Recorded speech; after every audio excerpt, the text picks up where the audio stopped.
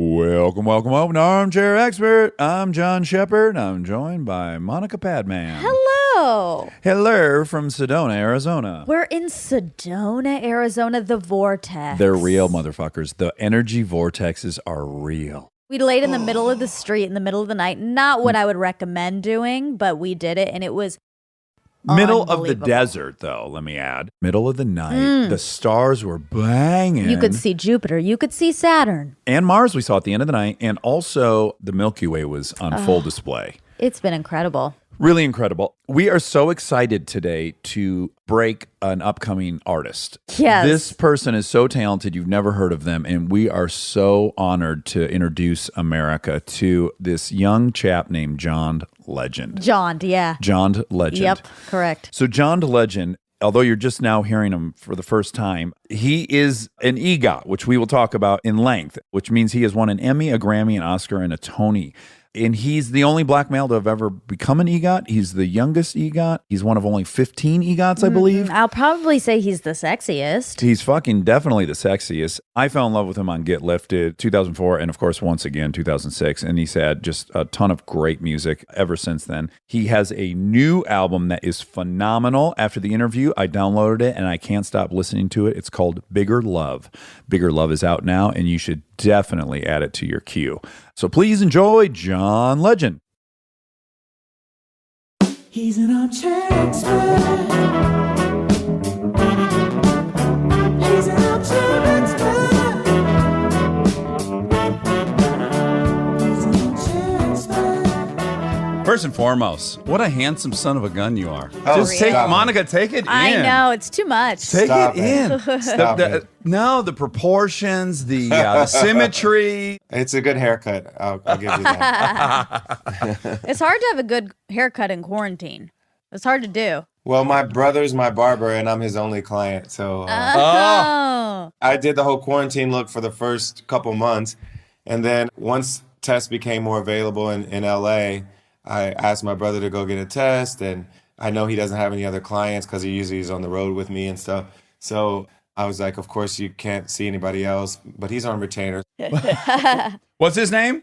My brother's Ron. Ron. Yes, he's been cutting my hair, so I've been looking fresh. Did he recognize like a niche, or was he already a barber and you were like, let's get on the road together? Or did he go, John's going to need a barber and I want to travel? You know, he was our neighborhood barber when we were growing up. When we were in high school, all of our friends who were on the football team or basketball team or went to school with us, they would all call my brother. His nickname is Bumper. And they were like, Bump, we need a haircut. And they would call him. And as soon as I started traveling on the road, he started traveling with me. And he's been, my personal barber ever since. Well, it's just a seamless fade as I take it in right now. Yes, he's got skills. So when I was reading about you, we're both Midwesterners, right? You're an Ohio boy. Yes, I'm from Springfield, Ohio. You're one of four, and then I was seeing that mom and dad both musical, right? Dad played the Yes. drums. Mom sang and kind of ran the church choir. Yes, Grandma played the organ. yes. Okay, now my family wasn't doing that stuff, but I was in a Baptist church every other Sunday when I'd visit my grandparents. Uh-huh. I was thinking when I was learning this about you, how many R&B artists started in the church? Oh, a huge percentage. It's huge, right? Yeah, because it's so formative for your musical upbringing, and it's so musical. And if you think about all the other places in your life, for a lot of kids where music's been taken away, you look at the schools and other places where people just don't have access to as much music as they used to. The church is one of those places where you can still be exposed to a lot of music, and music, particularly in the black church, is so central to the experience that R&B singers are always going to come from there. All of my band members grew up playing in church, so it's very much like a finishing school for musicians. You don't even have to go to school. If you've played in church for most of your youth, you're ready to go out there and play. Well, one thing is I kind of started panicking because I'm an atheist, obnoxiously outspoken about it. And I thought, I got to be careful because we could lose if there's no church where this incredible breeding ground for all this great R&B comes from. Yeah. And I'm not religious anymore, but I grew up in it, and I couldn't imagine me being a musician without having that upbringing. And so, yeah, like if I'm not taking my daughter to church, I'm like, will she even be able to learn music? Yeah, 1,000%. We got to like encourage another option, at least for those that Yeah. are being raised by hedonistic secularist monsters like us. The other thing I was fascinated in is, Monica, now this is the part where you're going to really, really get thrilled. Okay. So John was homeschooled, yes, up till high school. Yes. He had skipped a grade or two in that process. Okay, I like that. Which is that begs the question, like, mom's just deciding that? Like, no, he's in 5th grade. How does one move up in homeschooling? Well, you don't really do it in homeschooling, but whenever you go back to the general population and your mom is like, he's too smart for this grade. And then they have you take a test. So let me tell you the order of how it happened. I was basically homeschooled through kindergarten. And then by the time I was supposed to go to 1st grade, my mom was ready to put me into this Christian school in our hometown called Springfield Christian School. And she took me to the school and said, my son's too smart for 1st grade. So she had them give me a test to see what grade levels I should be at. And I tested like 3rd and 4th grade level for a lot of the stuff that I was tested on. But of course, they were going to put me in 3rd or 4th grade at the age of like 7. So they put me in 2nd grade when I was the age of my 1st grade peers. And then after 2 years at the Christian school, we couldn't afford it. So they brought me back home.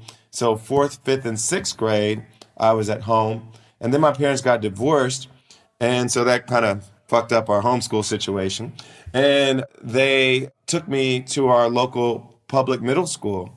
And I was, theoretically supposed to go to 7th grade at that point. 7th grade would have been a year ahead. But then they had me tested again, and they put me in 8th grade. Oh my God. You're like a lab experiment. Let's test him again. Where's he at?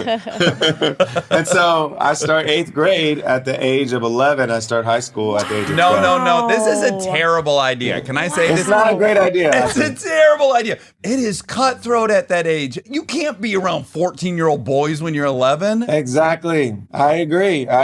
So I turned out fine, but I definitely think it was a challenge, and I wouldn't want to put my kid through that. Yeah, did you get fucked with by the older boys? They used to call me Doogie, and that was Perfect. that was my nickname. The one good thing about it was my older brother Ron was with me, and we were in the same grade at that point. Oh, wow. Was Ron embarrassed? No, he was cool. He was actually, he could have been a lot worse about it because you could see him being more jealous and like upset that his brother caught up with him in grades and he's 2 years younger. But he was like, I'm in the right grade. John's just like ridiculously smart. So my brother was always there with me and he took care of me, made sure nobody messed with me. So I was good. He's always been protective. And what's crazy about me and my brother, there's 4 of us total, but me and my older brother have always been close. And literally the day I was born, we were in the newspaper together because, they have normal birth announcements, but the newspaper did a story on the fact that my brother was the first sibling that was allowed to come to the hospital they had a new program at the hospital where the sibling could be there. Oh. When the baby was born and they had this new thing. And so they took a picture of my brother and me at the hospital together. So we've been together through everything and starting with the first day when I was born. Yeah. That's crazy. That's sweet. So clearly mom thought you were God's gift to planet Earth. And my mom thought I was God's gift to planet Earth, which is a double-edged sword. One aspect is like, God bless that woman. She made me think I could do anything. And the weight of that was a little cumbersome. It's definitely a certain amount of pressure, and especially when your parents get divorced because you feel like you have to hold everybody together. And I think I'm always kind of like the mediator between any argument of any group of friends that I'm a part of because I was the middle child. My parents got divorced and I was always like the star kid. So I always felt like I had to be there to like fix all the problems and make sure everything was okay. Did music play a role in that? Well, music was like an escape for me, and music had another function for me because being this, nerdy 12-year-old going to high school, the one thing that made me super cool was that I could sing. And if I didn't have that, like my high school years probably have been very painful. But I think music was the thing that made me connect to other people. It made me come out of my shell socially. It made me be able to talk to girls when I otherwise would have had no game. Yeah. Older girls, older women. Yeah. You know, I think music was that thing for me that just helped me navigate a lot of social circumstances where otherwise I'd have been hopeless. Yeah. How did you get girls? I mean, that's a huge age gap. I didn't at first. I didn't start getting good until like my junior year. Okay. It took a while. People had to get to know me. I had to get a little older, go through puberty, you know.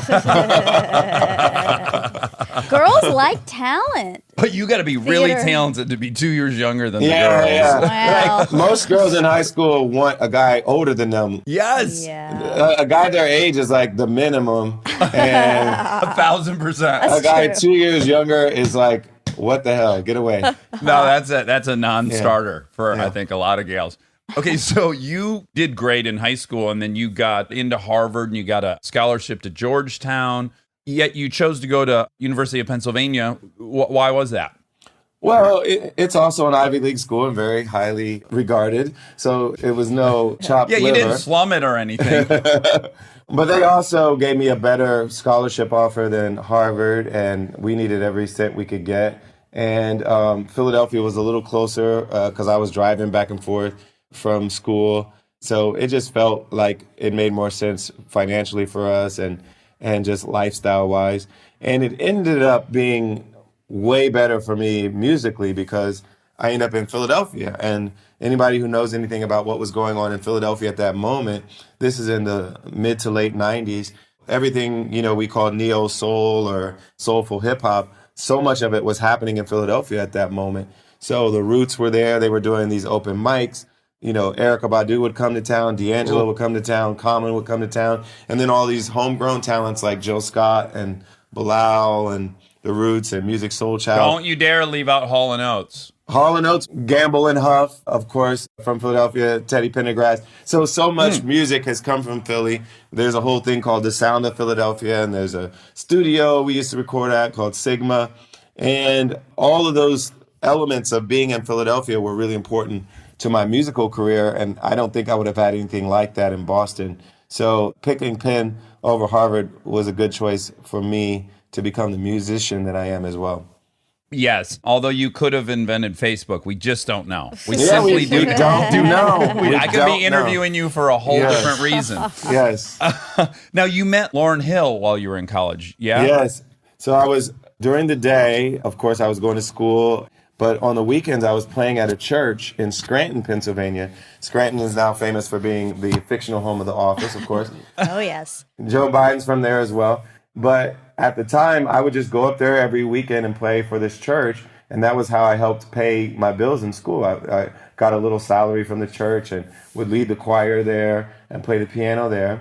And one of the choir members was a woman named Tara Michelle. And she had grown up in North Jersey in the same area that Lauryn Hill grew up. And she was like, my friend Lauren's working on her album. Do you want to go to the studio and check it out? I want her to meet you. And Lauryn had already had huge success with the score, with the Fugees, and everyone was anticipating her going solo. And so I'm like, yeah, of course I'll go. And so I go to visit the studio. Lauren's working on a song with a few musicians and producers with her. And during one of their breaks, my friend Tara was like, Lauryn, you got to hear my friend Johnny play the piano and sing. Oh, my gosh. Does that make you terrified, or are you like, let's do it? I was ready. I was like, let me sit down, I'm going to do this. And so I sat down and played her a Stevie Wonder song and an original song of mine. And she was like, why don't you work on this song that we're doing right now? So I played piano on Everything Is Everything, track 13 on the Miseducation Lauryn Hill. Wow. Isn't this what insane? a story. And this was like my claim to fame. And by the way, I auditioned for her touring band, so I would have dropped out of school if she would have hired me for the touring band, but she didn't. So I got my degree, went back to senior year of school, and my whole claim to fame was I'm on track 13 of the album that everyone's listening to at school. So it was pretty cool. That is great. And it's kind of becomes a theme in your life. Over the years, you get introduced to people at different times and you fit in. I wonder if you're aware of your strategy or how you approach things. Because I was thinking you end up meeting Kanye, which becomes pivotal as well. I would have probably been trying to big dog it or something. I would have fucked that up. Like I would have fucked the Lauryn thing. Lauryn Hill, I would have been like, I'm going to try to make love to her. Oh. That would have been my focus. Her husband was right there. I would have fucked the whole thing up. Are you just deferential to people when you meet them? Are you slow play? Do you come in kind of calm? What's your angle? I am a good collaborator, and I think I start out with humility when I enter into a collaborative situation. Obviously, now when I'm writing with co-writers, usually they're more junior than me. They're like excited that they get to write with me. Yeah. But I still approach it with humility. I go in there thinking, they may have a better idea than I might have. Let's work together and see what we're going to come up with together. And so I approached the Lauryn Hill situation like that. When I worked with Kanye, we were both kind of at a similar place in our lives. So it wasn't like he was way up here and I was down here. He was an up-and-coming producer, and I was an up-and-coming artist, and I didn't even know he was trying to rap too, but soon I found that out. And we were both trying to get a record deal. We were just, we figured we could help each other out. And I met him through my college roommate, a guy named Devon Harris, and Devon and Kanye are cousins. So my college roommate, we were living together in New York as well, and he was like, my cousin just moved here. He's working with Jay-Z on the song, and he was on the Blueprint, which was about to come out. It hadn't come out yet. And he was, on the cusp of becoming a really sought-after producer, but not yet. And so he was like, you guys should write together. And so we started writing together. You know what's great about that approach is, unlike a job, let's say you're a surgeon, right? Or you're a engineer. Doesn't actually require inspiration. But when you're an artist, inspiration's like, I don't know what percentages of it, right? But you've got your skill. It's almost everything, yeah. Yeah, you got your skill set, but that doesn't mean shit. You might have a Ferrari, but the inspiration's the gas. It could sit there, right? So collaboration, this young person might provide that, or you might provide that, yeah. Exactly, and that's why I think you have to be a really generous and open collaborator when you're working on art, because the idea can come from anybody, and you try to keep interesting, like cool collaborators around you, and be open that they may have a better idea than you may have, and that you together is better than either of you separately. Yeah.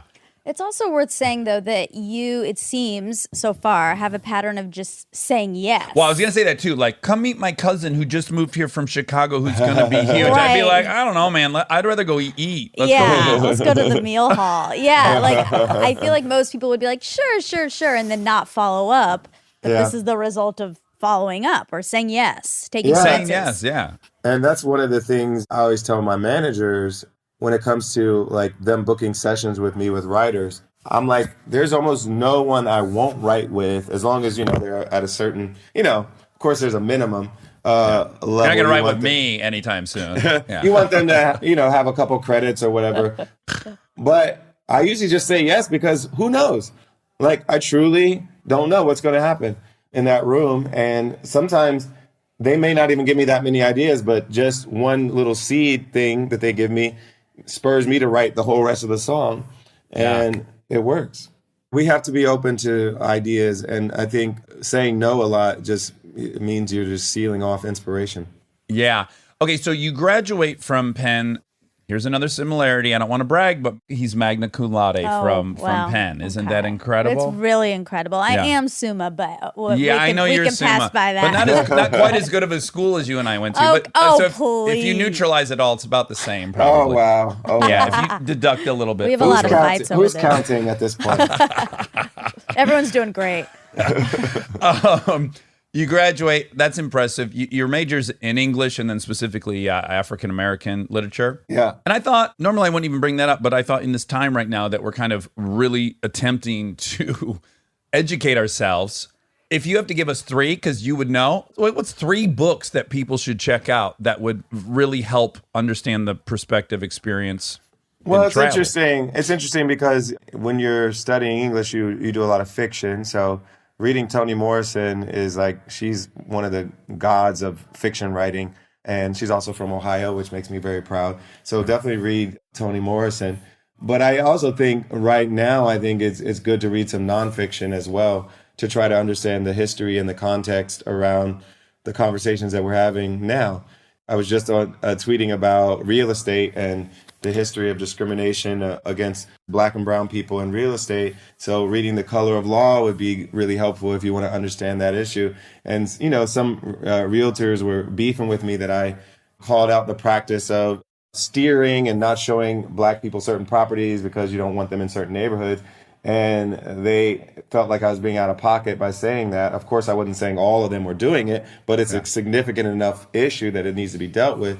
And if you read The Color of Law, and also New York Newsday did a really big expose about a certain area in Long Island where they were doing that, that helps you understand part of what's happening in this country, because so much of what's happening is due to years of segregation.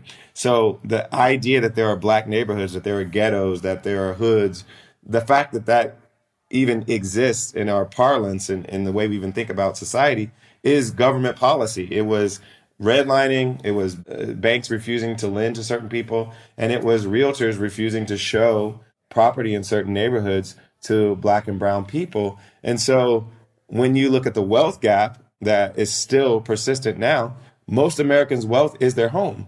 And so if you're discriminated against in the home buying process and you're not able to accumulate wealth from your home, then that literally almost completely explains the wealth gap right now. And so I think it's important, if we're going to talk about these issues now, we need to understand the context of how we got there. And that's why when people talk about reparations, a lot of their talk isn't even about slavery. It's about this home value we were denied for decades because of government policy and realtors' actions and banks' actions. Yeah, I think for a lot of folks, it was just easier and more convenient for them to go like, oh, slavery ended, problem solved. Yes, And they really, Yeah. through some fault of their own and some not fault of their own, they don't learn about Reconstruction. They don't learn about redline. They don't learn about Jim Crow. They don't learn about the industrial prison complex. They don't realize how much stuff, to your point, it's happening right now. It makes me immediately think of that brilliant Chris Rock joke where he's like, in his neighborhood, it's, huge mansions. And in his neighborhood, Mary J. Blige lives there. And I forget what athlete. And then him. And he's like, so Mary J. Blige is one of the best singers of all time. This guy, the best point guard of all time. Me, the best comedian of all time. My neighbor's an average dentist. Average white dentist. You can be average. Well, but if you want to live in the neighborhood and be Black, you better be one of the best at something. Well, a lot of white people start with a cushion. Like their family has a nest egg, they have a home, they have land, they have all these things. And I think they just think that this is a normal part of life. But that was also government policy too. There were literally laws that gave people free land or gave them interest-free loans, and they intentionally excluded Black people from it. Yeah. It was explicit. It was intentional. It wasn't just an accident of fate and bad luck. So I just want people to understand all those things when they're talking about the current situation, because the current situation is steeped in all this years of history and discrimination and segregation. And it plays out in our schools. That's why our schools are segregated, because of this same residential segregation.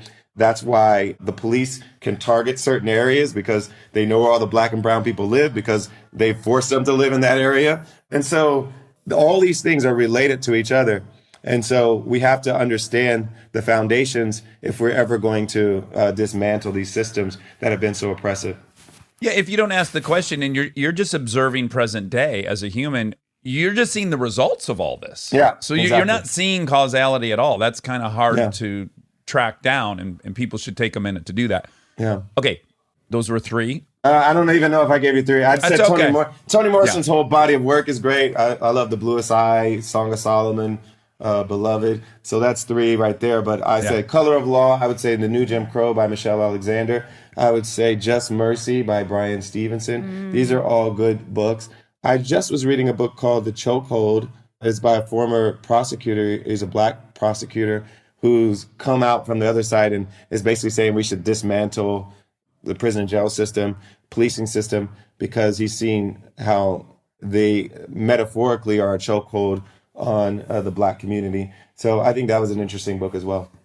Yeah, I happened to be like mid-state filming last week, and the town I was in was a town of one of the California state prisons, and it was enormous. And I was driving by it, and I got to say, of course, I think the number is something around like 6 million Americans are incarcerated or whatever. I'm aware of the scale of it, but I don't ever see prisons. I live in Los Angeles, and I go on vacation to places that don't have prisons. So I was looking at this fucking monstrosity, and it hit me in a way that I'm embarrassed to say. It hit me like, so wait, that's just a cement box that we're keeping people in? We put a shitload of people in the cement box, and that's our best solution still? Yeah. Are you kidding me? It really hit me, and I was embarrassed. I don't think about it more. And it's interesting, the physical strategy around where we put prisons, because we separate them from cities.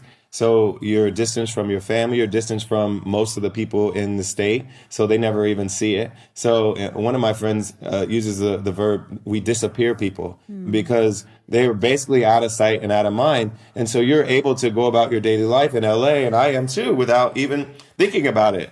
Yeah. And then these small towns, their entire economy is built around the fact that a prison is there. So they have a stake in us incarcerating as many people as possible, because that means jobs, that means more for their economy. And what's interesting, in a lot of states, they get those prisoners counted toward their population. Oh, so they get more federal money? So they get more representation, more federal money. Even though those prisoners often don't get a right to vote as part of that. And so it's a weird incentive structure for the smaller community, like Lancaster or whatever these towns are in California or all around the country, that house the prisons. And there's a whole economy built around it and an incentive structure to keep it in place for jobs and to support this infrastructure in this area. Meanwhile, the state and local governments are spending tons of money on prisons and jails. Families are being destroyed, families are being separated, and prisons aren't effective at reforming people. No, people get out worse. When you look at it as a system, right? As a system, we had this guy on, he said it so simply and it's so accurate. Whatever result you're currently looking at is the result of a perfectly designed system to create that result. Yeah. Systems work. Basically. They work. Yes. They're working at all times. And it's not broken. It's not broken. That's the fucking result of this system. It's perfectly designed to create this outcome. And you're right. When you incentivize incarceration for a community, I'm not hating on the community that wants the money and blah, blah, but let's think of incentives that are productive and drive the narrative forward. Yeah. And like we've been talking about with the defund the police movement, all of these systems cost a lot of money and they are a choice. So whenever you spend it on one thing, you have a finite amount of tax money and you have to balance a budget every year if you're a state. So anytime you're spending it on one thing, you're necessarily precluding that same money from being spent on something else. And so every time we make that choice for more policing, more jails, more prisons, it means we can't spend it on healthcare, we can't spend it on schools, we can't spend it on pre-K for all these young people, which is proven to reduce their likelihood to commit crime, increases their income prediction. You know, all of these positive outcomes come from pre-K. Are we spending the money on it? No, we can't afford it, but we can afford more police. So when people are talking about defund the police, what they're saying is not that there will be zero police ever. They're saying, let's spend way less money on this so we can spend it on that. Well, prevention worth, cure. Yeah, the police are the, quote, cure. Yes. And it's, I'm sympathetic to them as well. It's too much. Also, when people hear defund, they think, right, they get scared. I'm scared. Wait, no more. I don't want to get mugged, blah, blah, blah. Yeah. What you don't recognize is the amount of calls that they're responding to the police that are for a mental health issue that they are not in any way trained or equipped to deal with, nor should they be asked to. Yeah. You free up some money from the police department. We can actually have a response team that specializes in the mental health disorders that homeless folks are dealing with. You can have people on the scene.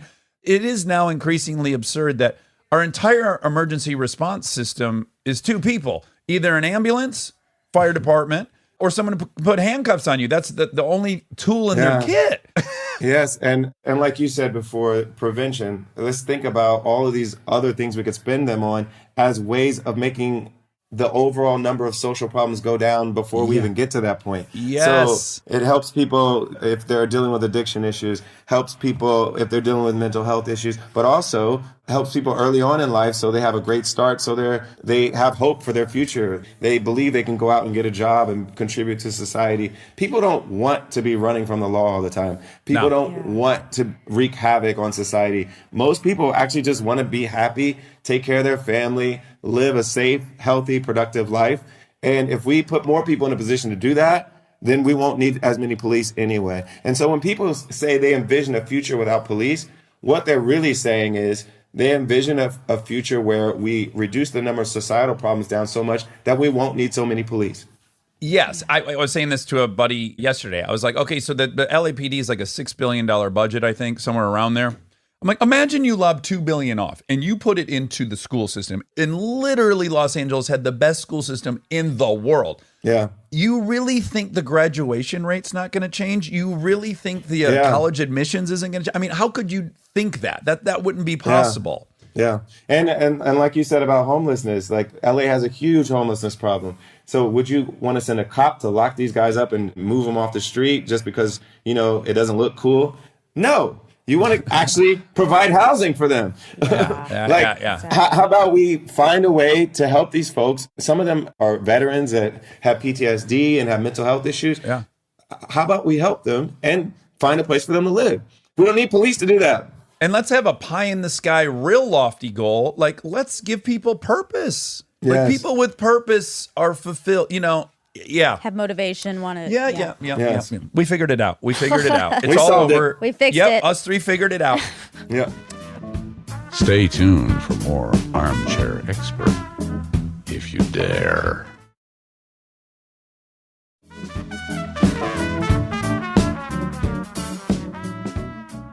Okay, so that was good, and that was good for our souls and our spirituality. But now I'm gonna regress because I've interviewed a bunch of musicians at this point, with the exception of Van Hunt.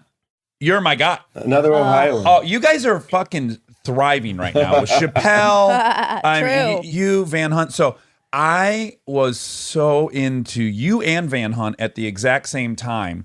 And I just want to tell you one or two little tidbits of how you've been involved in my life, because I know you're interested in me and you're interviewing me.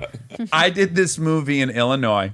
I drove there from LA and I listened to your first album, Get Lifted, the whole ride on repeat.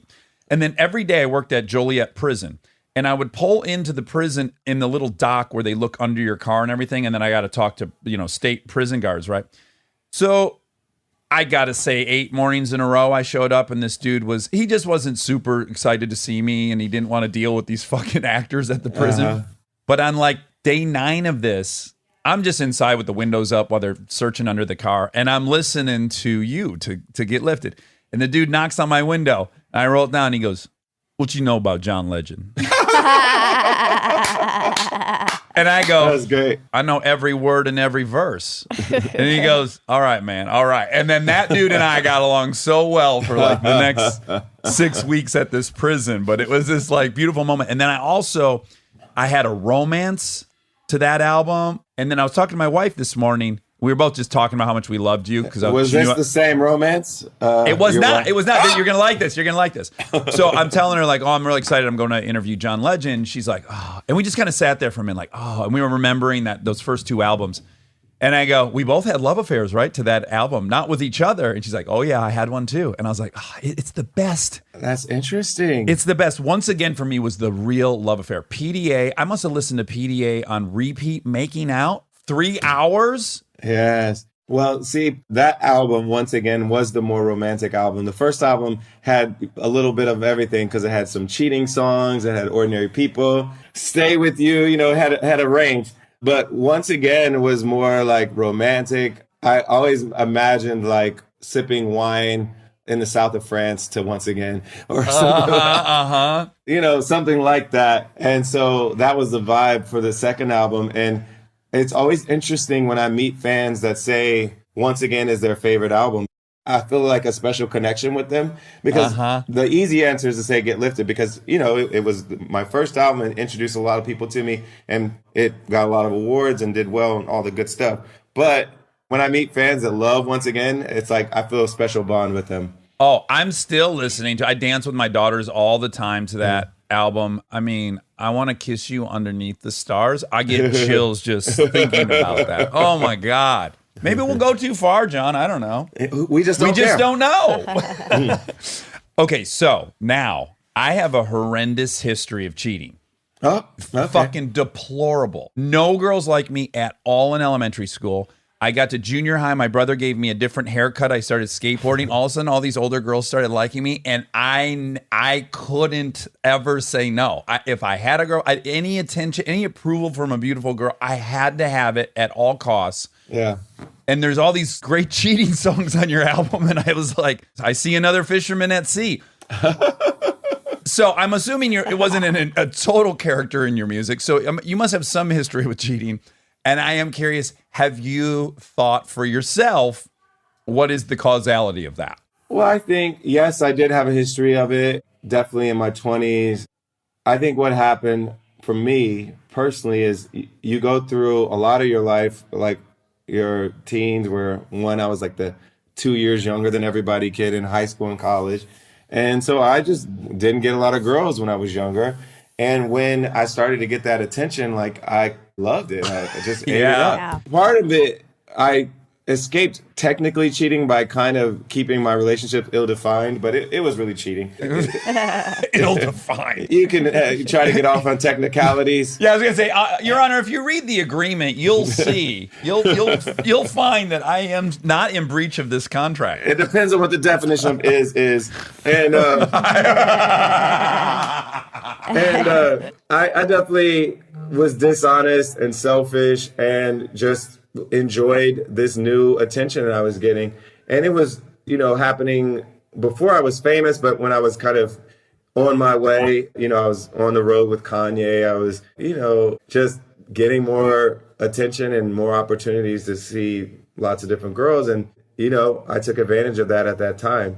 But then at a certain point, you just realize, like, you're happier being honest. And you're happier being faithful and being in love with one person.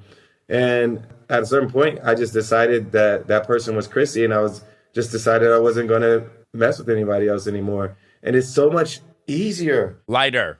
Yeah, your whole life is lighter. Like when you're able to be honest with the person and like you aren't hiding text. It's a big energy suck, right? Yeah, it really does. And your mind is freer, like everything is better. So obviously, people have to get to that place and they have to realize that the person they're with is the person that they're ready to do that for.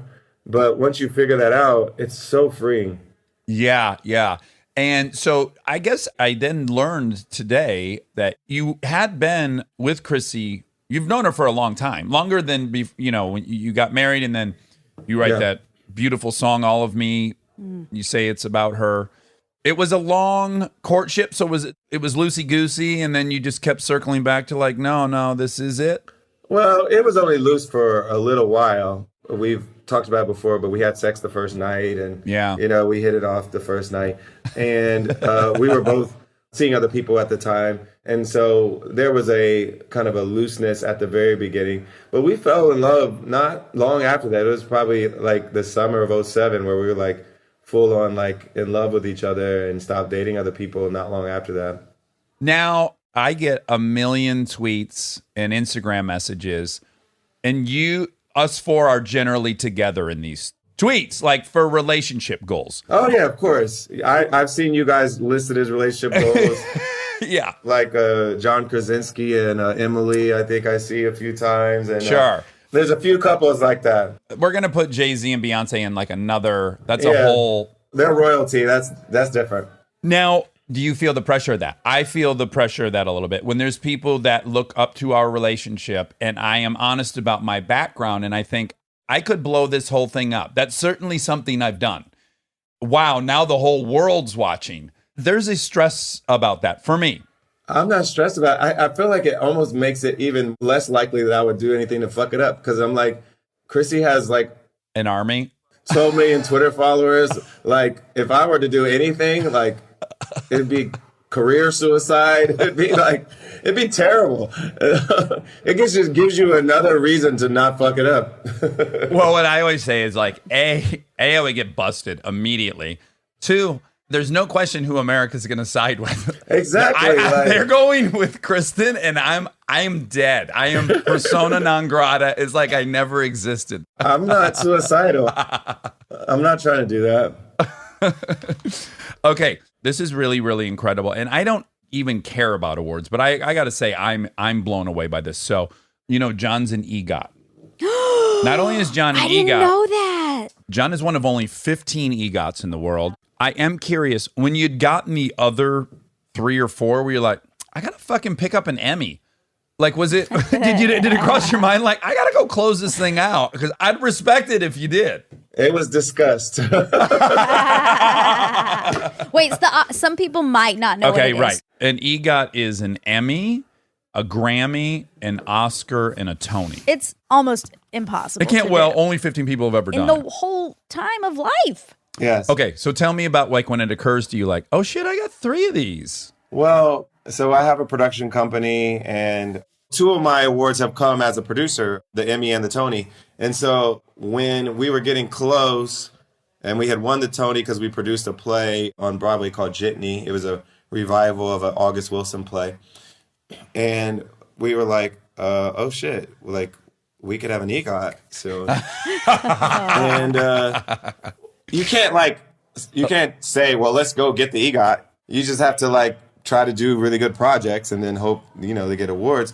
And then NBC reached out to us and said, we're thinking of doing our next live musical as Jesus Christ Superstar. And I literally wasn't thinking about the whole Emmy thing when they asked me to do it. Because one, I figured a lot of these musicals have not gone so well. They are hit or miss. I had no expectation that I, as an actor, would get nominated for an Emmy because, like, why would I?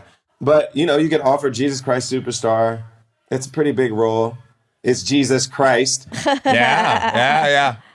Most people have heard of him. And they allowed us to be producers as well and help with, casting the rest of the cast and helping with the music and all the things that needed to happen. So we were like, let's do it. We rehearse and do the show, and it went so well. Like, all the critics said it was great. The fans loved it. It was like truly very successful, more than we could have dreamed. And then people are like legit talking about, oh, you guys are going to get some Emmy nominations. And then a lot of the press became around, oh, John might get the EGOT. And I got to get it on the same day as 2 literal legends, Andrew Lloyd Webber and Tim Rice. And we all got it at the same moment because we were producers on Jesus Christ Superstar. Wow. That's amazing. So there were 12 before that day, and we were 13, 14, and 15. You guys kind of devalued the whole thing. It's like you flooded the market with EGOTs. Okay, so now your album, I downloaded this morning. Thank you. Well, the album is called Bigger Love, and I will say, you as a Get Lifted Once Again fan, I feel like a lot of my fans that felt like the next few albums weren't enough like that, a lot of them are saying that this is giving them that Get Lifted Once Again feeling. Good. So I feel like you will like this album more than you've liked my last couple, I'm guessing. By the way, I've liked all of it. I mean, What's not to like? Yeah. You're so fucking talented. But as you can tell, if I liked your first 2 albums and I loved Van Hunt, I just like the sexy stuff. I just love the sexy stuff. I was re-listening to it this morning, to be honest, and I was thinking, sometimes stuff doesn't age. As our times change, I was like, is some of this sexy stuff gonna like tip? And I'm like, no, it's perfect. It's sexy and it's not demeaning in any way. It's not rapey. A lot of that music now is a little rapey, unfortunately. It doesn't hold up quite as well. Yeah, and yours has not veered into rapey through time. Well, I think you're going to like Bigger Love a lot. I think it's actually probably the most sensual album I've done. There's definitely some good, if you're inclined to make any Corona babies, I think it's a good soundtrack for that moment in your life. But it's also got a lot of those elements you loved about Get Lifted, some of the hip hop inflections and interpolations. And It's really soulful. I think you're going to dig it. It's executive produced by Raphael Sadiq, actually. So that's a nice bonus to have him in my life and be able to work with him on this. You've collaborated with so many people. The other person I worship is Jay-Z. We brought him up. I'm sure on another day I run into you, I want to hear about that. But I'm a huge Jay-Z fan myself. it's not possible that a human can do what he does. It's not. It's like Picasso. He's so good. He's so good. Yeah, did you watch that documentary about him? And it would show him, and he'd just sit there for, I don't know, 12 minutes listening. And he writes the whole song in his head. I'm ready to get into the booth. And then he throws down those things, and the fucking references are so eclectic, and it's seamless. He is phenomenal. I remember seeing the documentary, but also seeing him on 60 Minutes and like other shows where he just let people in on his creative process, and it's stunning. And he's just so good at it, and he's been so good for so long. Yeah.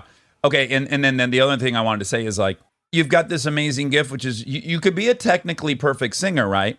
But if you're gifted with some tone, this tone of yours, it's just so beautiful, and you can't really train for that, right? It's just, that's your voice.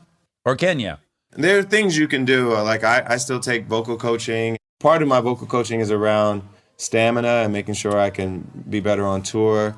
But I've gotten better at singing, I think, over the years, too, as far as just sustaining my breath and sustaining the tone. But my tone, that's the one thing that you have. It's pretty much what you have. God gave it to you, or whatever you believe about who gave it to you, you have it. And it's the thing that it's hard to replicate. It's hard to teach. You can teach people how to make the most of their tone, but tone is tone. And, as a coach on The Voice, literally that's the thing I'm listening for the most. Is this tone special? Does it give me chills? Does it move me? Is it interesting? Is it raspy? Is it cool in any way? Does it have a fingerprint? Because my wife and I will fight. She loves musical theater, and I'm like, I don't really love it. Everyone sounds like a computer could sing it. It's like, yeah, the notes, I get it. They're getting hit perfectly, all that stuff. But where's the fingerprint? Yeah, you need that character. The best artists and the best singers are the ones that have the character in their voice. Okay, so with all that said, who did you call back and go like, okay, yeah, I was on your album. Now it's time to head over my way. Did you work with any artists on this? Oh, well, I did that once. So Janae Aiko, I was on her last album, and she is now on mine, and it's one of, I think, the better songs on the album, and a lot of people's favorite. It's called You Move, I Move. And then there's some artists I'd never worked with before that are on the album. One's name is Rhapsody. She's a rapper from North Carolina. She made a beautiful album last year called Eve, and I just loved it. Is it mind-blowing for you that you can fall in love with an album and you're in a position in life where you can go, all right, not only did I love that, I'm going to get myself involved in that. Like, I'm going to share that now. What a fucking, like, the money, right? All the other stuff that you thought was going to be awesome, it's great, whatever. But isn't that the fucking magic that you can interact with people you love? The making of the music is still the most fun part of my career. And when I get to do it with really interesting, talented people, it's magical. And when we do something and it comes out right, and, we do a lot of ideas that don't come out great. Like I wrote 50 songs for this album, and some of them aren't that good. And they're fine, but they're not that good. But when you get it right and you work with somebody really cool that you can share that joy with, it's really exciting. And sometimes I've listened to albums and said, I really want to work with that artist, and was able to make it happen. I remember I listened to the Alabama Shakes album, Sound and Color, a lot. Oh, Sound and Color. A few years ago, and I was like, who produced this thing? And I ended up calling Blake Mills up, who produced the whole thing, and asked him to produce my next album. And we worked together on my next album, Darkness and Light. And so, I think that's a cool thing. And you're right, it's a nice privilege to be able to have that when you listen to music and you love something, you can just call the person up and say, let's do some more of that. Yeah. And so we had Rhapsody on this album. We have Gary Clark Jr. on this album. And we have Coffee on this album as well. She's a new Jamaican reggae dancehall artist who just became the first female and the youngest Grammy Award winner for Best Reggae Album. Wow. That's great. What is your creative process? So you said Jay-Z can spit out a whole song in 30 seconds, I guess. And when we had Gwyneth on, and she said one time Chris Martin ran to the piano, and, I know that's not every time, but have you had that experience? Oh, yeah. So a lot of my songs come very quickly. or at least the bulk of it comes very quickly. I may need to spend more time like tweaking the lyrics or something, but a lot of it comes really quickly. So what usually happens is I'm usually in the room with one or two other people, and maybe that person plays a guitar, maybe that person is a producer that kind of makes tracks, maybe that person is just another lyricist or what we call a top line writer. The top line is basically the line that the vocalist sings, and a song is composed of the top line and all the music around it, the chord progression and, the structure of the song. So there's usually two or three of us in the room, me and another top line writer or me and another musician that will help me with the accompaniment. And we just sit there and we start jamming a lot of times. And with all of me, it was just me and Toby Gadd in the room. He's a producer and musician, and he also writes lyrics as well, but I wrote more of the lyric. And we just sat in the room, and I had an idea to write this song about my wife, soon-to-be wife at the time. And my manager suggested I listen to She's Always a Woman by Billy Joel, Yes. which is a really good song as well. But she said you should write something in that vein, that kind of song about Chrissy. And I was like, yeah, let's try that today with Toby, because Toby's the kind of writer that I felt like we could do that together. He had written some really cool songs in the past. And so we sat down at the piano and just started playing things. And then at one point I started saying, All of Me Loves All of You feels like it could be a good title and, lyrical concept. And I was trying to find the music around that line that made the most sense.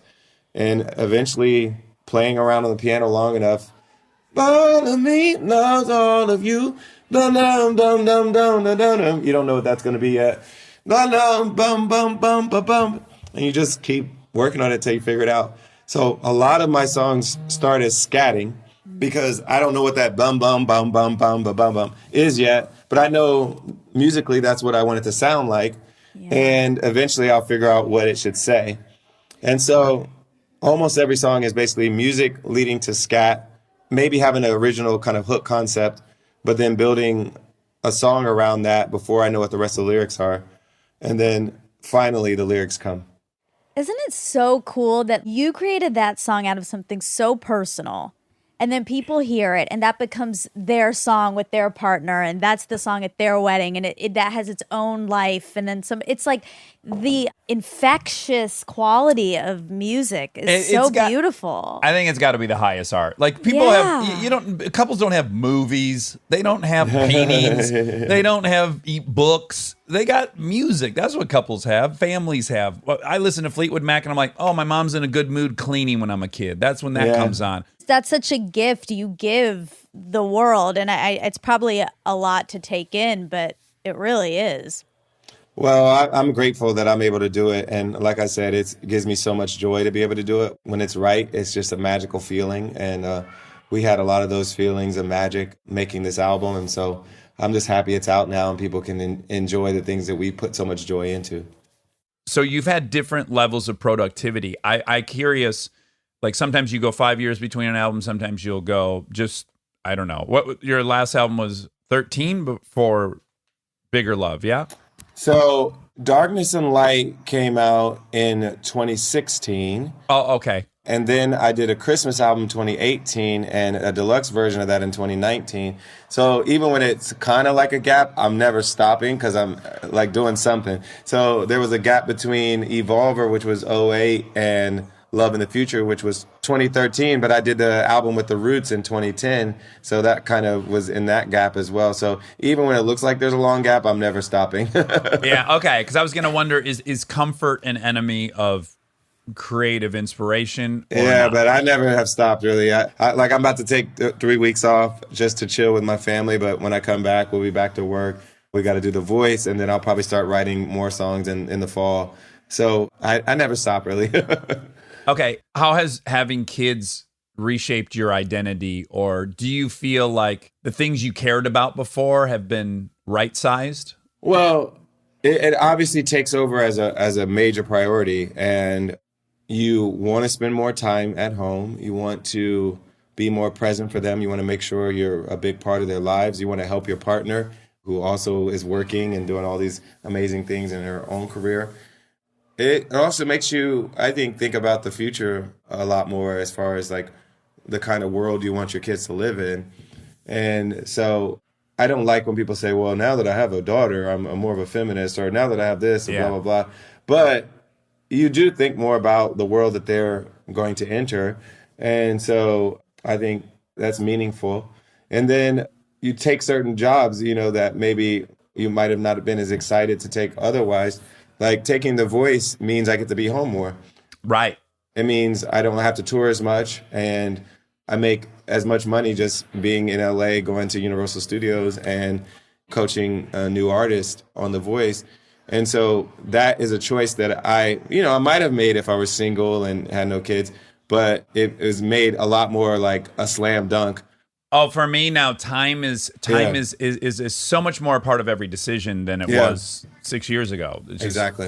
And Exactly. then the last thing I just want to say was like a good on you, which is, I can't say I'm shocked or disappointed in anyone. I'm certainly not, but I was very proud to see you in the R. Kelly documentary, because that comes with a great risk that I don't know if people know the history of, and I think it's just relevant to say this country has a really bad history of defaming Black artists, Black leaders. I mean, the FBI was following Martin Luther King and recording him at all times. So there is an appropriate level of the Black community protecting its own and being suspect of accusations. That is, there's a very good reason for that. Absolutely. And we're always of two minds because, we don't want to see sexual abuse happen, but we also don't want to see people being falsely accused and people being caught up in a criminal justice system that was built to contain and destroy us. So when an issue like this is presented, you just have to weigh those concerns. And for me, it was abundantly clear that these women were telling a really credible story. There was a huge volume of these women that have been put in abusive situations by this man. And I had very close friends who had been activists in Chicago who deal with rape victims, young Black girls in Chicago. And that's like the whole thrust of their foundation, their organization, is to deal with those young girls. And too long, we've protected these boys and men at the expense of our girls, at the expense of our women. And what I believed was these women were telling the truth and they had a right to have their story told, and that anything I could do to help them, I would try to do. Man, I'm more in love with you than I was before we talked. So, sometimes they say don't meet your heroes, but sometimes it goes well. I think you're so wonderful. I'm so excited about Bigger Love. I added it this morning on Apple. Maybe you'll fire up my 13-year-old relationship. Maybe we might bang twice this week because Corona of this babies, new album. Corona babies, let's go. Well, they won't be mine. I have a vasectomy, but regardless, I'll raise them. Okay. John, thanks so much for your time. Wish you Thank tons you, of luck guys. on Bigger Love, and great to Thank talk you to you. so much. My All right. pleasure. Bye. Be good. Stay tuned for more Armchair Expert, if you dare.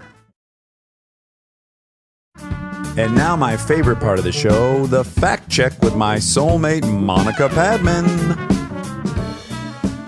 So we were just discussing the fact that you felt a little sleepy. So of course you were like, I have COVID. well, to be And then fair. Kristen hit me with a text. I was like, I have a fever.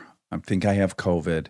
I'm like, what's your fever? She's like 100. I'm like, that's not even a fever. Well, You could just like take a nap and wake up and be 100. I know, but listen. It's time to be vigilant. It is, because 20 to 40% of people are asymptomatic. But- So if you have even a little bit of a symptom, Sure. you should get this thing checked out Well, what happened is when I went to work on Wednesday, they test me every day on set now.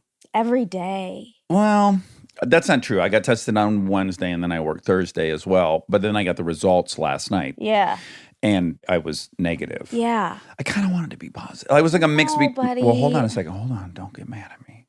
I don't want Don't you get to- mad at me I'm yet. not mad yet, but I'm Let me mad. just tell you why I was like, if I got it, stop thinking about it. That's nice. I'll have to like quarantine, which blows, and it would fuck up Phoenix. I probably couldn't shoot, Exactly. I guess, for 2 weeks or something. At least. You're right. I minimum. didn't want it. It was And inconvenient. I was listening to Fauci. Yeah. He was talking about this and he was saying like people should not say I want it, because there's this period of time, if you have it, where you're giving it to people. Well, not if I would have got that positive, if that would have been positive, Yeah. I would have just fucking held up at a nice hotel for 2 weeks. I know, but do you know that if you were positive, you would have had it for like 4 or 5 days? Well, we don't know. Well, That's that is what they're unknowable. saying. They're saying there's a period of time before you show up positive where it's in your body and you are passing it. And he was saying,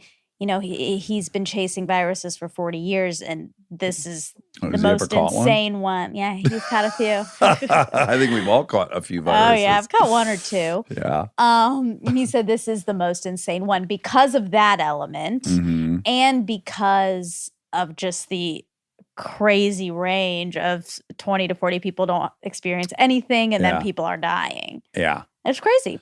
It's crazy. Guys, please wear masks. I'm going to say it on here. Yeah. Please do it. Just do it. It's Just not do political. it. It's not It's political. not It doesn't mean political. you're a bleeding progressive. It It means you means- don't want to injure someone. Exactly. That's Yeah. all it means. I It's know. literally all It is means. really easy to just think of it in terms of yourself. We're all self-centered and narcissistic. We start looking out of our own eyeballs. Mm-hmm. So we are thinking of ourselves, or at least I am. I'll just own it that I am.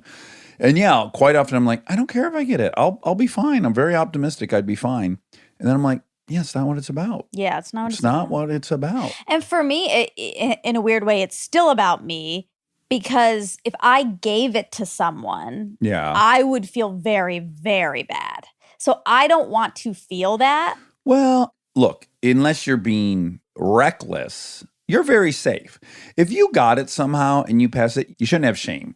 Catch a cold, you catch a cold. But in this case, it is different because you can be doing everything to not get it and spread it. Right, but you're doing everything. So if you were to get it, you shouldn't be hard on yourself. You did everything right. And then it's a virus. No Well, one I'm fine getting it. I just don't want to give it. give it. Yeah. Which is the whole issue. Yeah. I have an Um, opposite take on that for gay sex. I could potentially give it.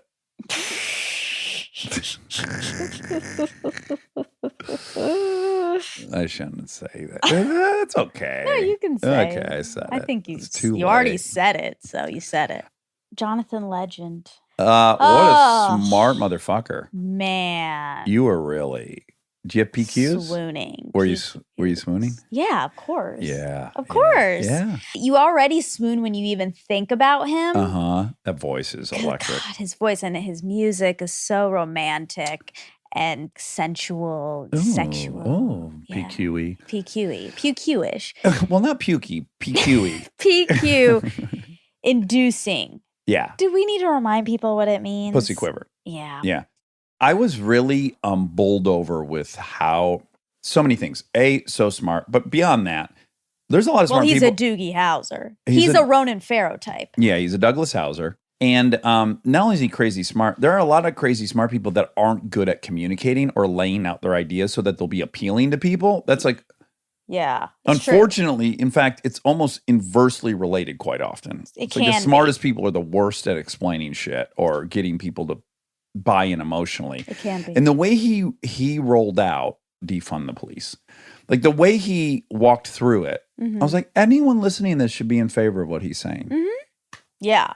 And I've not heard it done perfectly up until that point. Everyone I've heard do it on the news, they planted a couple landmines along the way. Where I was like, that'd be triggering to me. I think you're also maybe more willing to hear it. Not you, us. We're probably more willing to hear it from someone in his position who we like already, who is already bringing us something that we like, music. Mm-hmm. Which is I generally am like, I don't know that celebrities like have to have a voice on everything, but I also think there is a responsibility because people will hear you Mm-hmm. in a different way than maybe they'll hear the news anchor or whatever. Yeah. Well, he did a great job. He did. Can you just walk me through what the ideal fantasy would be? Well, Does he sing to you on the date? Or would you feel uncomfortable with someone singing directly at your face? oh, that's a good question. I don't think he needs to be staring at me while he sings, but he can be singing and playing piano and then And I'll you'd be stare beh- at him. And you'd be like either behind or three quarters so you could see him, but he couldn't look at you. I want to be behind because I want to see his face and stuff. So maybe to the side. I'll be sitting by him on the piano bench. Oh, okay. But Side he'll by be side on focused. He'll be piano. He'll be focused. So he won't be looking at me. He could certainly look at you. He's got the skills. I know, but he won't because he knows me. Okay, all right. You'll ask him not to do that. So maybe some light singing, a couple of songs. How many songs before you want to get onto the couch? Listen, he's happily married. Well, you're not saying that you want to break up his marriage. You're just No, I saying don't. in this fantasy where you're dating John Legend, just the fact that in the fantasy you're dating, or we've already stepped out of reality because A, you're not dating, and B, he's married. Correct. But in correct. this fantasy, Okay. how many songs before we lay down and just hold each other? Probably. You probably couldn't even get through the No, third I don't. song, I don't right? even think I could get through the first song. You might start molesting him. Yeah. Oh, wow. I hate to say that in that way. Well, I didn't. You did. I won't deny it. Right. Yeah. It's a superpower. Oh, I guess we could play this game with me and Rihanna, Okay. right? Because she's one of my fantasies. Yeah. Would I want her to sing? Yeah, probably. You would. Yeah. Yeah. And for how long? What I would like is like she sings, we chat for 15. Sure. She sings again. Oh. A little more chatting. Some kissing. Sure. And then sing again. Let's take a Oh. little break from kissing. Okay. Like we're thinking the pump is primed. Okay. You want to just blast through to the finish line, but course. you're not because you want this to last forever because it's your wife's only giving you one night with Oh, Rihanna. okay. This is part of your fantasy. Yes. So Okay. I'm probably going to stretch it out quite a bit. Okay. Might even go into the bathroom and jerk off. Oh. just to make sure that I can last. Okay. Okay, I'm sorry. That was way too That much. was a little much for But us. I don't need to. Well, I do want to give you a peek behind the male curtain. Well, I'll speak for myself, and I do, certainly some of my friends. You know, someone like of Rihanna's caliber, Mm-hmm. a very high likelihood that you're going to spray everywhere before Oh my anything, God, oh before my you God, give oh my her God. any pleasure. Oh my God. So you're going to go into the bathroom. You're going to have a tug, come back out, one more song, refractory period, and then maybe let's start rolling around. This is why women are scared of men. Why wouldn't you want the man to do something that would ensure that the experience would last long enough for that at person? any moment they stare at you and they can't control their body and they spray everywhere. That's so flattering, isn't it? It's dangerous. It's a bit dangerous for a woman like that. No. No one is doing this on the street. You're on a I'm date just with saying. you're on a date with Rihanna. She's I know. singing to you. You're conversing for 15 minutes between songs, and it's very romantic, and the tension's building. I know. And then you just, as a boy, you go, we're in the red, and Sure. the shirt's not off. I'm just saying, adjacently, Okay. this idea is what is dangerous. What idea? Not you, or not on a date, but in life. That just you walking around. No, I don't think walking around, no one's going to spray. On a date with an 11 and things are heading that direction. Sure. So I'm being very specific about the context. I'm Right. not saying that guys walking down the street need to duck into alleys and spray. Okay. That's not what's happening. Okay. And I don't condone that. I don't condone spraying in an alley because you were walking down the street. Oh, yeah, no. All right? Okay. Maybe at a come and go. No. At a come and go? I guess that's what they're for. Yes. You go in there, you spray, grab a Diet Coke. Oh. But in this scenario, you guys are definitely going to have Listen, sex. if I have one night with Rihanna, I really want to do a good job. I understand that. And she fucking deserves that. Yeah, As she talented does. as she is, she could have been with anybody that night. She picked me to sing to. She did. I got to deliver. Yeah. Yeah. So 3 times singing. Thrice times singing, one time tickle, and roll around. Wow. What an evening. Well, you wouldn't ever hop. You don't need to. What? You don't need, you and John Legend, you don't need to hop into the bathroom, tickle, because who cares if you No. spray? Nope. Doesn't That's matter. right. That's right. You won't be rendered useless after that moment. No. I can go on and on. Yeah. Lucky John. Really, in the fantasy, I want to like walk in on him singing. I don't want it Oh. to be for me. Hold on. I can paint it even better for you. Okay, go on. Go on. You walk in, you're not even early. He just lost track of time because he thought of a song about something crucial from his childhood. Oh, boy. And he was pouring it out on the piano, and he was There were some sobbing. tears coming He was out. crying Yeah, yeah, yeah. and singing. Yeah. You would fucking spray. Yeah, I would spray. I knew it. I would. I knew you'd spray. I wouldn't even duck into the come and go. I would just spray right there. He's so classy. I feel so sad that this That we're talking sexually about him? it's not even He would love it. sexual. It's just like real Objectifying? crass. No. A little. We're talking about all of our sprays. I know, but we're not being super detailed about the consistency or anything of the Oh, spray. God. Hold on. Back up.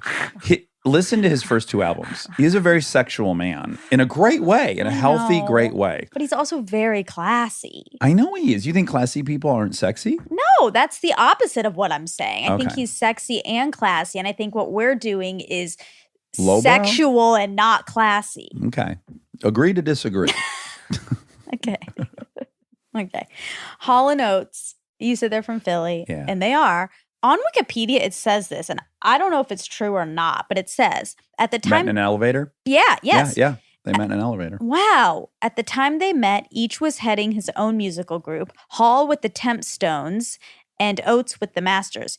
They were there for a band competition when gunfire rang out between two rival gangs. Yep. And in trying to escape, they ran to the same service elevator. Yeah. That's real? Are you impressed I knew that? No, I know you know everything about that. Right. Yeah, I guess it's not impressive.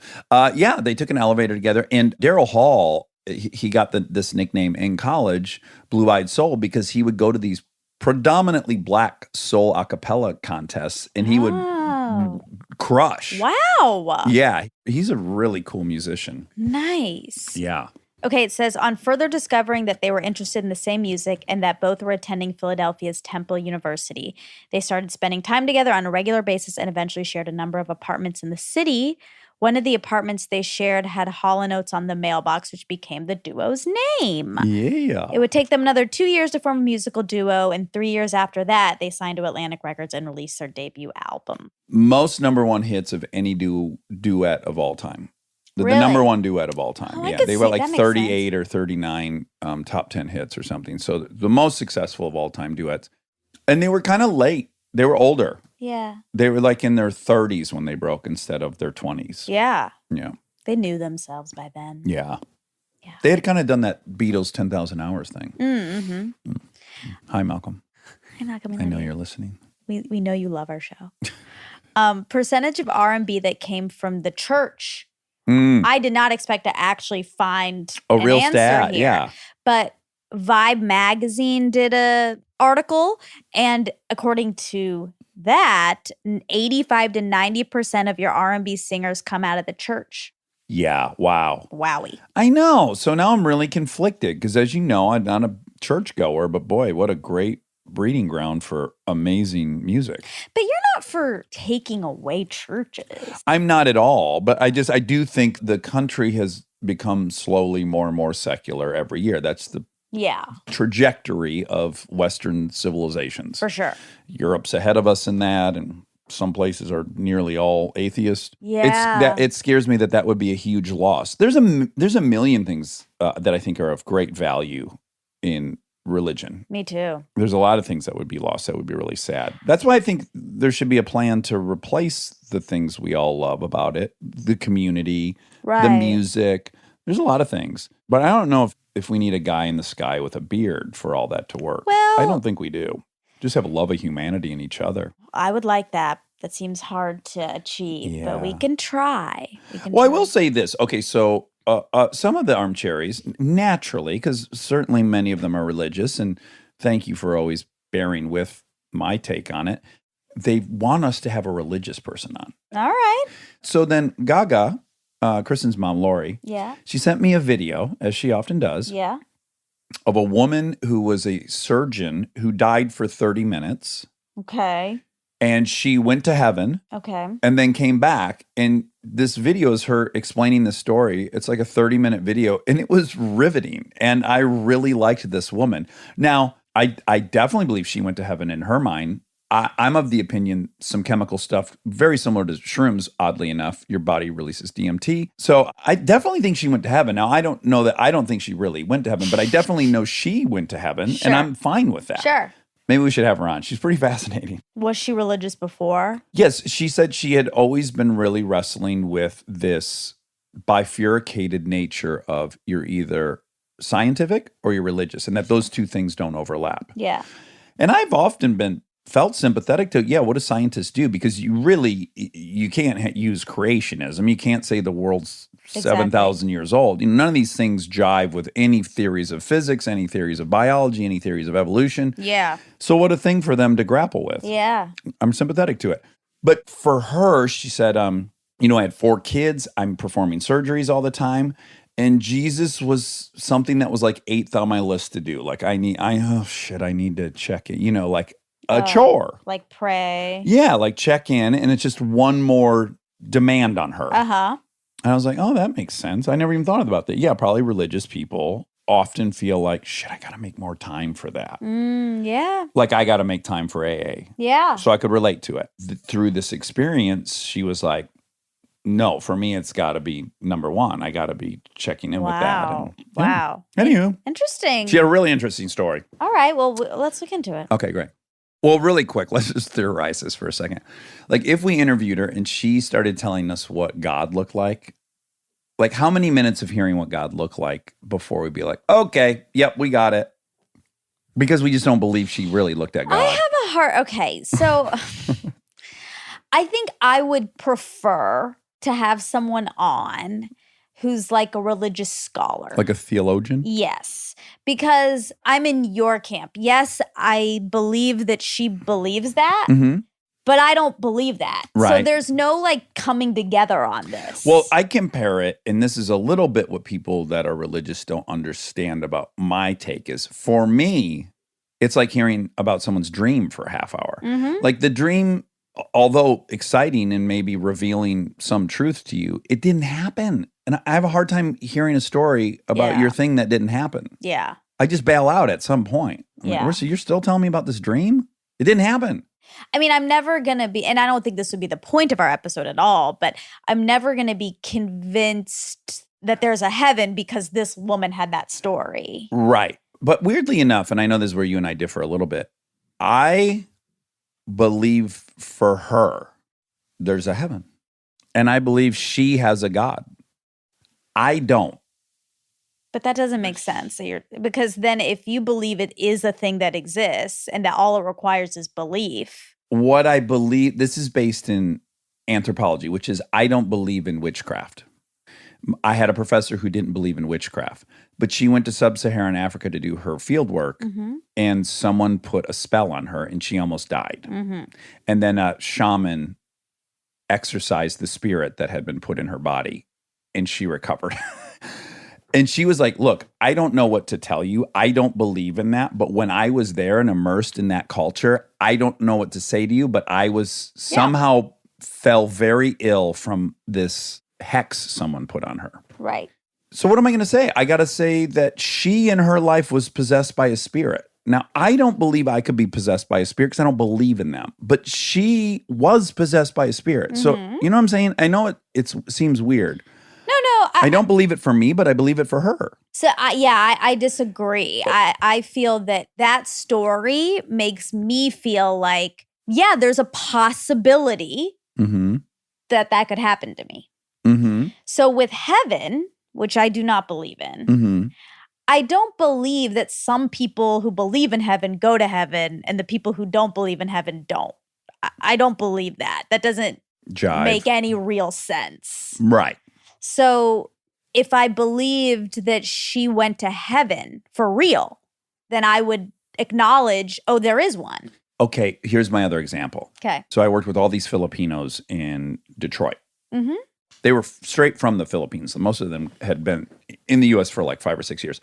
All of them believed in ghosts. Yeah. Not only did they believe in ghosts, they all had these really detailed experiences with ghosts. Right. A couple of them had them together, and they're telling the exact same story. Right.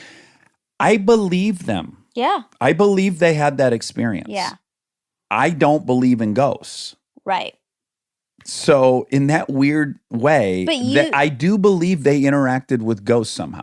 For them. I don't think they're lying. I don't think the whole thing they explained, they were driving, they hit a ghost, and then the blood, even though they're going 80, was running down the windshield instead of coming up the windshield from the wind. Like, I believe all that happened to them. Yeah. And I don't believe in ghosts. But if you believe that happened to them, which I do too, I don't think people are lying about these experiences. Are you saying you think chemically something happened to them that made them see that? Or do you think they interacted with a ghost? I think if you believe in ghosts, you'll interact with ghosts. That's what I think. So that means you believe they're real. To the people that believe in them, yeah. I know it's weird, but that It's not. there's a really neat compartment in my head, and it works for me. Okay. Like, I really believe Edward has had multiple experience with ghosts. Edward who? That's my friend, one of the Filipino dudes. Sure. So do I. Yeah, I know many people and I don't believe in ghosts. But who am I to say I can trust my culture and my point of view more than Edward's culture and Edward's point of view? That's cultural relativity. Like, that's his real life experience on planet Earth. I'm not one to say there's not ghosts, because that would be telling him he didn't have that experience. Yeah. So what I can do is say, dude, I believe you. You had that experience. And then if he goes, have you had any experience with ghosts? I go, no, I don't believe in ghosts. And we're done. Sure. You know? I believe people who've had those paranormal experiences as well. And when I hear those, I don't think, well, that won't happen to me because I don't believe in them. I think, oh, there could be something going on that I don't know. Mm-hmm. I'm not ruling out that I won't have an experience like that. Right. And I had an experience like that. I've told you about it, where 3 of us were in Camp Dearborn. We saw this guy. It was this red energy thing that changed shapes, and it looked like he was on a bike for a minute, and then he shot across his field at like the speed of light, and we're like, what the fuck is that? Now, I have no explanation for what we saw, and we all saw the same thing. But my explanation is not that I saw a ghost. Right. I don't know what the fuck I saw, because I don't believe in ghosts. Right. And no one knows what that was. Yeah. So the person that believes that was a ghost is equally entitled to that conclusion as I am that it wasn't a ghost. Yeah. Because no one knows what it was. Yeah. Okay, so the Chris Rock joke about the dentist, well, he was talking about his house in Alpine, New Jersey, and the people he listed were himself, Mary J. Blige, Jay-Z, and Eddie Murphy. There we go. What a neighborhood. I know. Do you think he think couldn't have lied? I don't know. I don't know. I think it's true. Might be. They all live in Alpine, New Jersey, or have homes there, I guess. That's interesting. I thought the super rich people went to Westchester. I've never heard of Alpine, which must be gorgeous if they're all living there. It must be. Okay, John talks a little bit about counting the prisoners as part of that local population. To get the federal money. Exactly. So I guess more states are moving towards counting the prisoners as residents of their home communities, as opposed to where the prison is. States are moving towards that. Some That's states. interesting. Yeah. Yeah. Well, that would definitely de-incentivize people building a prison in their community. Yeah. Oh, and you said the LAPD has a $6 billion budget, $2 billion. Wow. So I'm glad I corrected that Yeah, one. I've been saying that a lot lately. Uh-oh, Where did okay. I hear that? Maybe you're confusing the amount of people. I have no idea. $2 billion. $2 billion. Yeah, because even if you counted like LA County sheriffs and all this stuff, it still wouldn't get up to $6 billion. I don't think so. CHP, yeah. I don't know. Okay. Well, I don't know where I heard that. Now I'm embarrassed. Don't be embarrassed. Well, it's a 300% fuck up. But that's okay. We Okay. fixed it. Yeah, we fixed it. Okay, $2 billion. Now I know. Now you know. Now I know. I love you. I love you. I hope you flesh out this legend fantasy a little bit. I want to hear more deets. I What do hope- you eat? Oh. You know, What Where do are you- we eating together for dinner, you mean? yeah. You and John. You and JL. He's so romantic and stuff that everything in the fantasy is like, You're in a song, basically. yeah, I'm in his song. So there's Yeah. like steak for dinner. Oh, red wine And steak? some red wine and some Ooh. asparagus. Yeah. Some but- fresh, rich greens and some kale or some spinach. Yeah, I just A real clean meal. well, steak isn't necessarily clean, but it's Yeah, decadent. No, you can get a nice cut. like a fillet for you, maybe. Yeah, Yeah, okay. like the butterfly Ooh, fillet. a butterfly hot dog. Uh, Oh, all all right. right. Love you. Love you.